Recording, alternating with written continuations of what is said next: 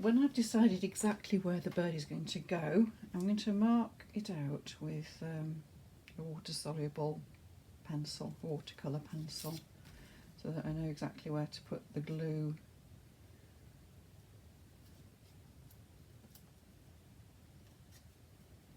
There's my third, there's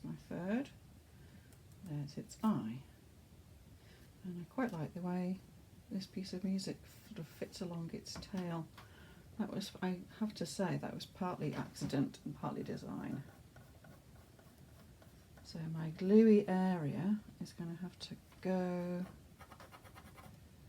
within this shape.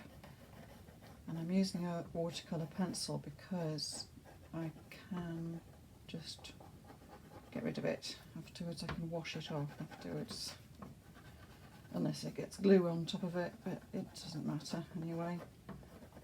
This is the first of several layers, I should think.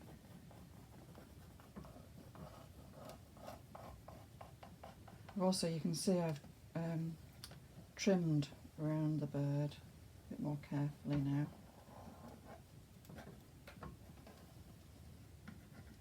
Right, so that's going to be stuck down, face downwards. I've got some new Mod Podge here, newish. Well, you can use a brush or a glue spreader. Just got a glue spreader here. Doesn't matter what you put it on with, but you want to make sure you get a really nice even layer.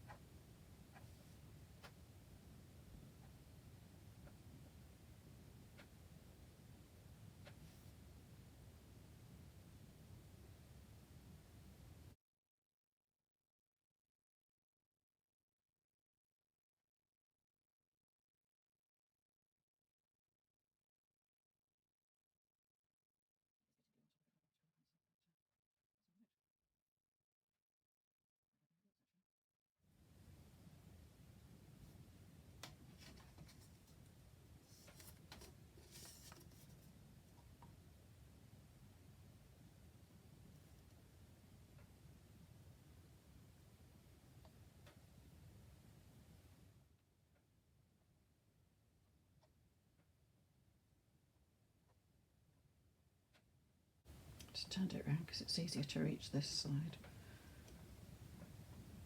from this direction.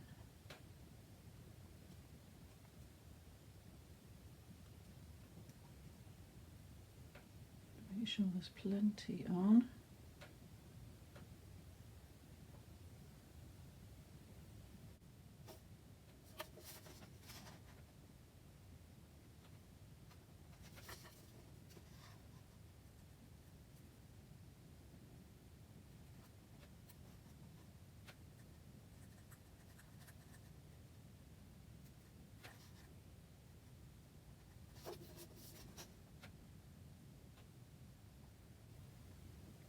Okay, now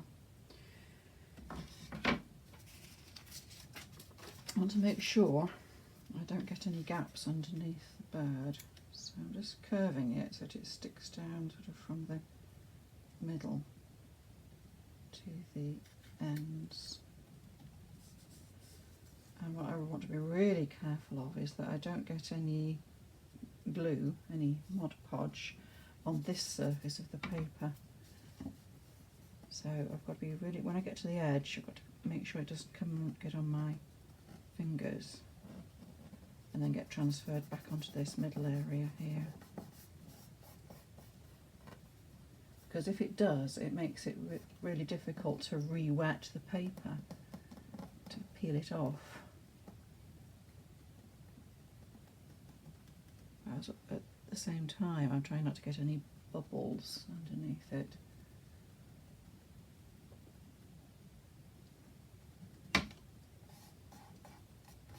good way to finish off the pressing is to get a spare photocopy, put it on top, and then just give it all a good press down like that, and peel that off before it sticks.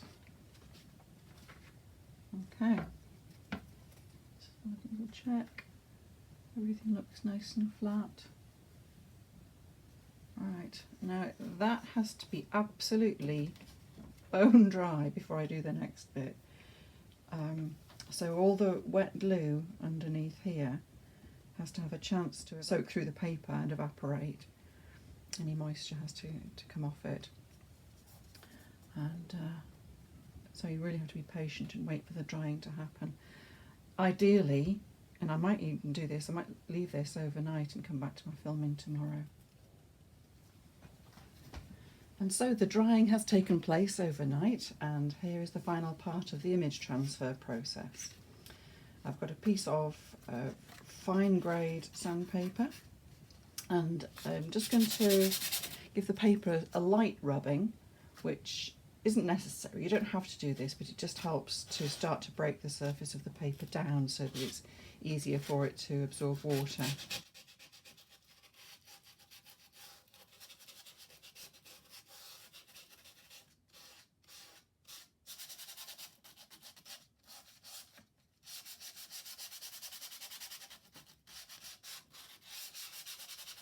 That's really all it needs, just a few scratches.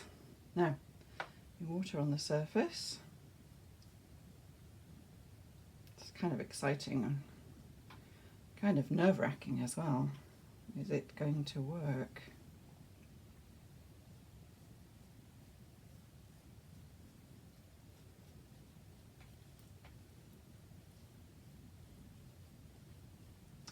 I should say it's well worth leaving it to dry overnight if you can be patient.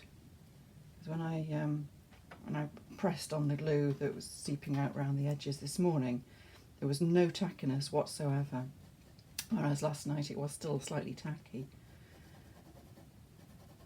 So what I'm doing now is just rubbing away the wet paper, and it leaves behind, embedded in the glue, a photocopy of the drawing or of whatever else you've printed.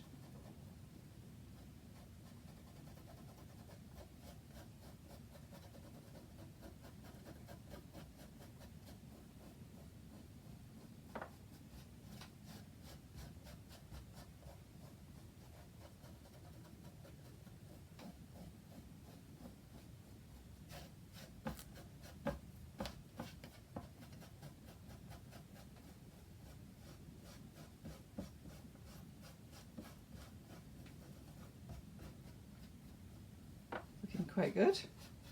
And the nice thing is, because the paper has all gone and just the ink is left behind, you can see the colours through. It's looking quite ghostly. You can see the underneath layer. It's quite easy to, sometimes like there, there's a little bit that perhaps there wasn't quite enough glue on, and it's left a bit of a patch. But actually that's part of the way this process looks. It always has a slightly raggedy look when it's finished, like a distressed surface.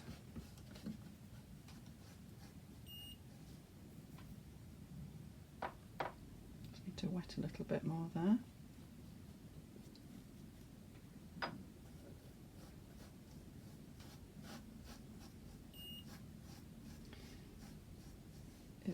It's different from if I just cut the bird out and stuck it down, like I stuck this this leaf here down. You end up with sort of, you can feel the textured edge, whereas with the image transfer, as you've removed all the paper, you can't feel the edge of the collaged area at all, or the transferred area.